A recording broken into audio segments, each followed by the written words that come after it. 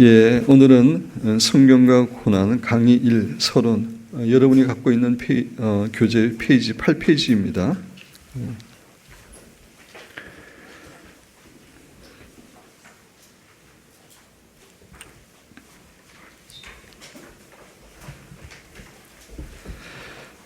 교재 8페이지입니다. 본문 말씀은 히브리서 5장 8절인데 우리 한 목소리로 봉독하도록 하겠습니다. 그가 아들이면서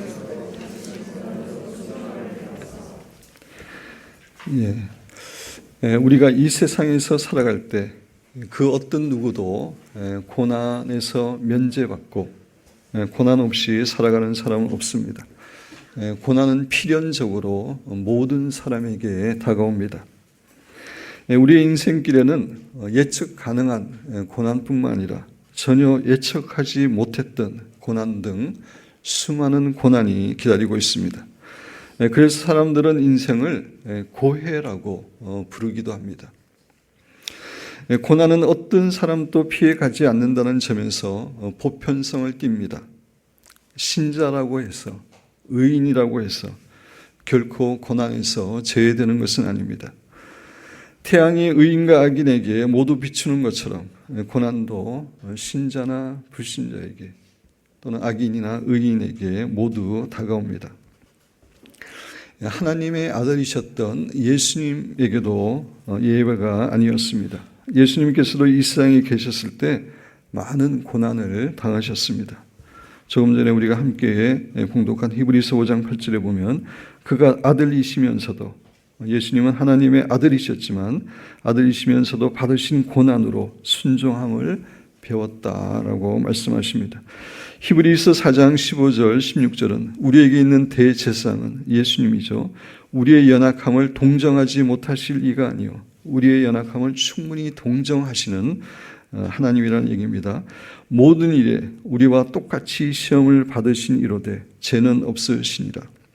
우리와 똑같이 시험을 받았다는 것은 사탄의 유혹을 받았다는 것뿐만 아니라 여러 가지 고난과 시련을 우리와 똑같이 당하셨다고 하는 그런 의미입니다. 그래서 우리를 충분히 우리의 연약함을 동정하실 수 있는 분임을 우리에게 교훈해 줍니다.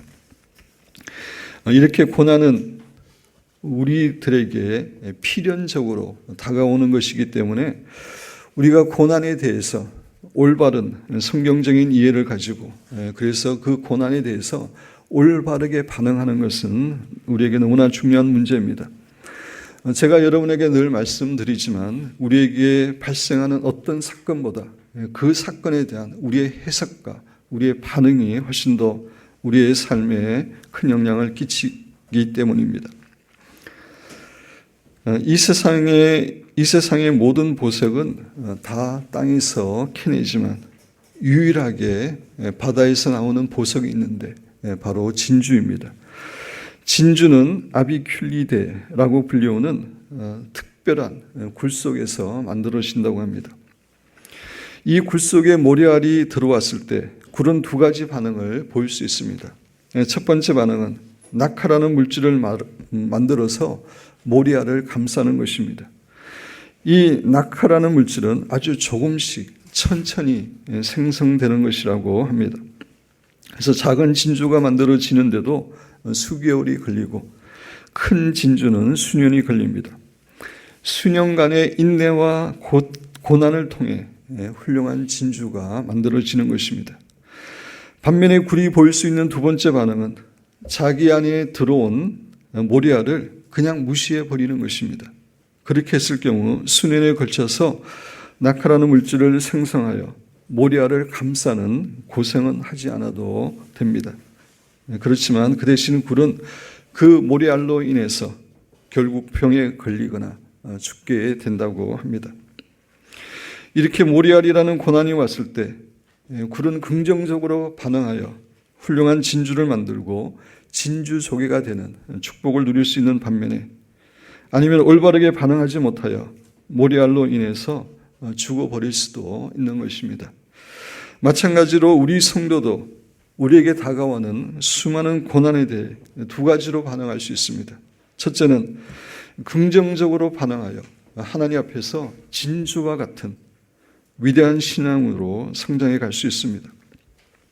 반면에 고난에 대해서 부정적이고 잘못 반응하여 불평 원망하거나 또는 좌절하고 자포자기함으로 자기 자신을 멸망의 길로 가게 할 수도 있습니다. 이런 의미에서 우리가 당하는 고난에 대해 긍정적이고 올바른 반응을 하는 것은 우리의 인생에 있어서 너무나 중요한 것입니다. 그렇지만 막상 우리가 너무나 힘들고 어려운 고난을 당하게 될 때 그것에 대해 긍정적으로 반응하는 것은 결코 쉽지가 않습니다. 우리가 당하는 고난이 너무나 힘들고 고통스러울 때도 그렇지만 또 특별히 악한 자가 형통하고 도리어 의인이 고난 당하는 것과 같은 너무나 불공평하고 억울한 고난을 당한다고 느끼는 경우 더욱더 긍정적인 반응을 하는 것이 쉽지가 않습니다. 이런 불공평하고 억울한 고난에 대해서는 성경에 나타난 위대한 신앙인들조차도 하나님께 그들의 힘든 마음을 토로했습니다. 하박국 선지자의 경우 하박국서 1장 2절 3절에 보면 여호와여 내가 부르짖어도 이 세상에 있는 그 불의한 고난 이런 것 때문에 부르짖어도 주께서 듣지 아니하시니 어느 때까지리까 내가 강포로 말미암아 강포는 폭력이고 불의입니다. 의인이 도리어 고난을 받고 악인이 잘 되는 것 같은 그런 일들입니다. 내가 강포로 말미암아 외치고 기도해도 주께서 구원하지 아니하시나이다. 어찌하여 내게 죄악을 보게 하시며 폐역을 눈으로 보게 하시나이까. 겁탈과 강포가 내 앞에 있고 변론과 분쟁이 일어났나이다. 세상에 있는 너무나 불의하고 억울한 그런 고난에 대해서 하박국 선지자가 하나님께 하소연하고 있는 내용입니다. 예레미야 선지자도 비슷한 말을 하나님께 이야기합니다. 여호와여 내가 주와 쟁변할 때에는 주는 의로우시니이다. 주님이 의로우시다는 것을 인정합니다. 그러나 내가 주께 질문하옵나니 악한 자의 길이 형통하며 패역한 자가 다 안락하면 무슨 용고이니까. 악한 자들, 패역한 자들 심판을 받아야 되는데 어떻게 그들이 형통한 삶을 살아갑니까? 이게 무슨 이유 때문입니까? 라고 하나님께 힘든 마음을 토로했습니다. 그렇습니다. 악인들에게 고난과 재앙이 임할 때는 충분히 이해가 되지만 그들이 너무나 형통하게 살아가고 도리어 의인들에게 고통과 재앙이 임하는 것을 볼 때 왜 이런 불공평한 일이 일어나는가라는 생각이 들고 아울러 하나님은 진정으로 공의로우신 분인가 라는 생각도 의문도 들기도 합니다. 이런 의미에서 우리 그리스도인들에게도 고난은 결코 쉬운 문제가 아닙니다. 많은 신자들조차도 너무나 힘든 고난 때문에 또는 너무나 불의하고 억울한 고난 때문에 하나님의 선하심을 의심하기도 하고 그리고 어쩌면 하나님은 우리가 생각하는 것만큼 그렇게 전능하시지 못할지도 모른다. 그렇게 지혜롭지 못하실지도 모른다라고 하는 의심을 갖게 되기도 합니다. 여러분 교재 존 스토트 유명한 신학자죠. 그리스도의 십자가라는 책에서 인용을 했습니다. 고난의 정체는 고난이라고 하는 것은 의심할 나위 없는 기독교 신앙 최대의 도전이다. 우리 신앙인에게도 이 문제가 도전이 되고 의문이 될 수 있다는 얘기입니다. 모든 세대에서 그랬다. 지금 세대뿐만 아니라 살아온 모든 세대에서 그랬다. 고난의 정도와 빈도는 무작위처럼 보이기에 이게 어떤 법칙이 있는 것이 아니라 그냥 무작위처럼 일어나는 것처럼 보이기 때문에 불공평해 보일 수 있다. 민감한 영혼이라면 하나님의 공의와 사랑이 고난과 조화를 이룰 수 있는지 의문이 들게 마련이다. 이런 얘기를 했습니다. 그렇습니다. 불공평하고 의롭지 못하다고 느낄 수 있는 고난이 닥칠 때 많은 사람들이 시험을 당하고 믿음이 흔들릴 수 있습니다.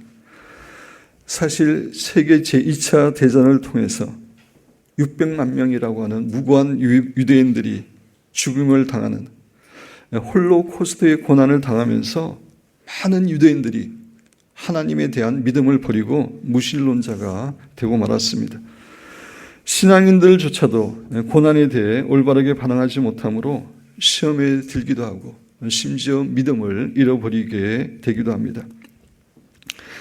초대교회의 대표적인 이단자였던 마르시온이라는 사람도 이 세상에 존재하는 부당한 고난과 악의 문제에 충격을 받고 잘못된 이단 교리를 주장하게 되었습니다. 그는 이 세상에는 행복과 평안을 가져다 주는 선한 신이 있는 반면에 악과 고통을 가져다 주는 악한 신이 있다고 하는 극단적인 이원론적 주장을 하게 되었습니다. 그는 구약의 하나님은 공의만을 내세우는 잔인하고 악한 신이라고 비판했고, 신약의 사도 바울에게 계시된 사랑의 하나님만이 선한 신이라고 하는 잘못된 성경과 어긋나는 그러한 이단 사상을 주장하게 되었습니다. 이렇게 우리에게 다가오는 고난에 대해 잘못된 반응을 함으로 하나님에 대해서 시험에 들거나 하나님께로부터 멀어지는 결과가 생길 수도 있습니다.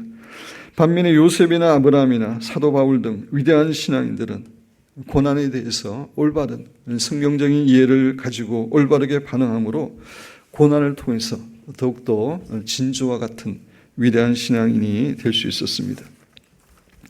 이렇게 고난이라고 하는 것이 장애물이 되어 그 장애물에 걸려 넘어지는 사람이 있는 반면에 도리어 그 고난과 어려움을 징검다리로 삼아서 앞으로 전진하고 발전하는 사람도 있습니다.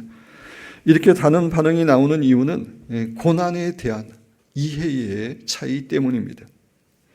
이런 의미에서 우리 성도들이 고난에 대해서 올바른 성경적 이해를 갖고 고난에 대해 올바른 반응을 보이면서 살아가는 것은 너무나 중요한 문제라고 할 수 있습니다. 그래서 이번 특세 때에는 이 고난의 문제에 대해서 성경이 말하는 가르침을 자세히 살펴보기를 원합니다. 이번에 특세 기간과 또 두 번의 주일 예배 시간에 살펴보기를 원하는 내용은 여러분의 교재에 있는 그런 내용입니다. 하나님과 고난은 어떠한 관계가 있는가? 신종론이라고 하는 또 신학적인 용어도 있는데 그것과 문제와 연관시켜서 내일 말씀을 드리려고 합니다. 그 다음에 고난의 일반적인 성격들, 형태들에 대해서, 그 다음에 고난의 원인과 종류와 목적에 대해서, 또 신자로서 당하는 고난이 있습니다. 또 영적 성장을 위한 고난이 있습니다. 이제 6번이 가장 중요한 결론 부분인데, 고난을 맞이했을 때 우리가 어떤 자세로 극복해야 되는지에 대해서 말씀드리고, 욥기에서 말하는 고난의 의미가 무엇인지, 예수님과 고난, 예수님 어떤 고난을 당하셨는지, 어떤 의미가 있었는지, 어떻게 극복하셨는지, 고난을 극복한 인물들, 요셉, 아브라함, 다윗 등인데, 시간 관계상 요셉에 대해서는 제가 설교를 할 수 있을지 없을지 모르겠습니다. 하여튼 이런 인물들이 어떤 고난을 당했고 그 고난이 그 인물들에게 어떤 의미를 가졌고 이들은 어떻게 그 고난을 극복할 수 있었고 그 결과 하나님의 축복을 누리게 되었는지 이번 특세 때 말씀을 드리지 못하면 그 다음이라도 제가 말씀을 드리려고 합니다. 그래서 고난에 대한 성경적인 가르침을 통해서 우리가 고난에 대해서 올바른 이해를 가짐으로 다가오는 고난에 대해서 긍정적으로 반응하여 그 고난을 징검다리 삼아서 우리가 영적으로 성장할 뿐만 아니라 하나님의 축복을 누리는 성도가 되기를 원합니다. 특별히 마지막 시대를 살아가는 우리에게는 대환란 기간 동안에 이전에도 없었고 앞으로도 없을 큰 환란을 당해야만 됩니다. 물론 이 대환란 기간 동안에 하나님의 초자연적인 역사와 보호하심이 있고 또 수많은 잃어버린 영혼들이 주님께 돌아오는 그런 역사와 성령의 역사가 있을 것이지만 아울러서 이 대환란 기간에 우리 신자들은 이전에 없었던 큰 환란을 당하게 될 것입니다. 이런 의미에서 우리는 고난에 대해 올바른 이해를 갖고 있어야지만 이 기간을 지혜롭게 잘 극복할 수 있습니다. 사랑하는 성도 여러분, 이번 특세를 통해서 우리에게 고난을 허락하시는 하나님의 귀하신 뜻과 목적을 잘 이해하는 가운데 그 고난에 대해서 긍정적으로 반응하고 잘 극복함으로 요셉이나 사도 바울처럼 하나님께서 주신 비전을 잘 성취할 뿐만 아니라 하나님께서 예비하신 모든 축복을 누리시는 사랑하는 여러분과 제가 되기를 주님의 이름으로 축원드립니다. 우리 잠시 묵상으로 오늘 주신 말씀을 잠시 묵상으로 기도하도록 하겠습니다.